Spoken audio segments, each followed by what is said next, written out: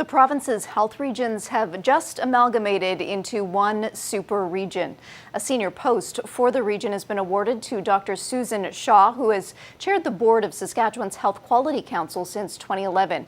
She has been appointed Chief Medical Officer of the Saskatchewan Health Authority. Dr. Shaw joins us from our Saskatoon newsroom tonight. Hi, Susan. Hi, Jill. Good evening. Let's start by explaining what your new position is. It sounds in title similar to the province's Chief Medical Health Officer, Dr. Saqib Shahab. Maybe tell us how it's different.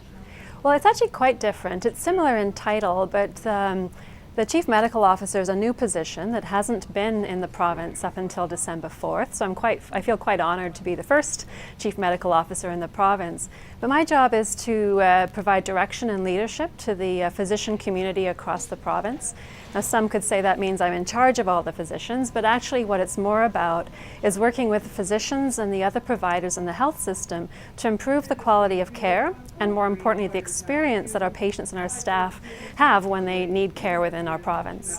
What kind of a leader are you, and how do you use that as a way to improve patient care in the province? As you mentioned, that's one of your goals. Well, I'm very much a collaborative leader, and that's one of the things that's important for this role, because you cannot do this by yourself. You have to do this with the support and the resources of all of the physicians and the care providers in the province.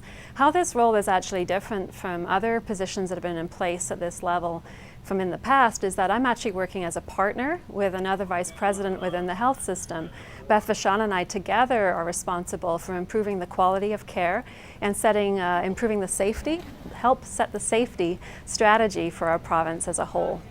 What's missing that there's this need for improvement to patient care? What would you say isn't there right now when it comes to health care for patients in our province currently? Well, I think we've had a long history of working hard to improve care individually, but what we're doing now is as we've come together as 12 health regions is we really have to figure out how we're collectively going to improve care together. And that's really what I think has been missing. Has been a lot of good effort by many great people in particular our last 10 years. But we're really about building on a history of improvement and taking it to the next level by using this transition to get us into the transformation era. Will patients notice anything different as we get into the new year? No, I don't think the patients will notice anything different immediately, and certainly there's so much change happening. We don't want it to be that patients experience change. This is all about actually how do we restructure ourselves.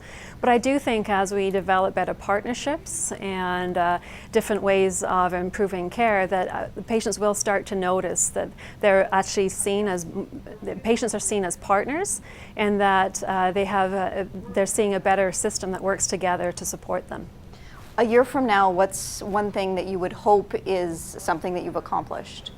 Well, I think this first year is really about setting up the system for ongoing success. This is a big transition, and it's definitely had an impact on quite a few people who've been in leadership positions up until this point. And what I want to see in a year from now is that we can see how we have gone through this transition to make improvement, that we've got stability, and we've got a good strategy for getting us to the next 3 years and 5 years ahead into the future. Are you finding that there is acceptance within the health authority at this point, despite all of this change and transition? I do. I think that even though there's been some uncertainty for many people, there's been an overwhelming sense of optimism about what possibilities are in front of us. And I'm really quite heartened by that. I've been very reassured by many messages of support and well wishes throughout this initial part of transition, and I'm quite optimistic that that's going to continue. Dr. Shaw, best of luck with your new position, and thanks for talking to us tonight. You're welcome, Jill.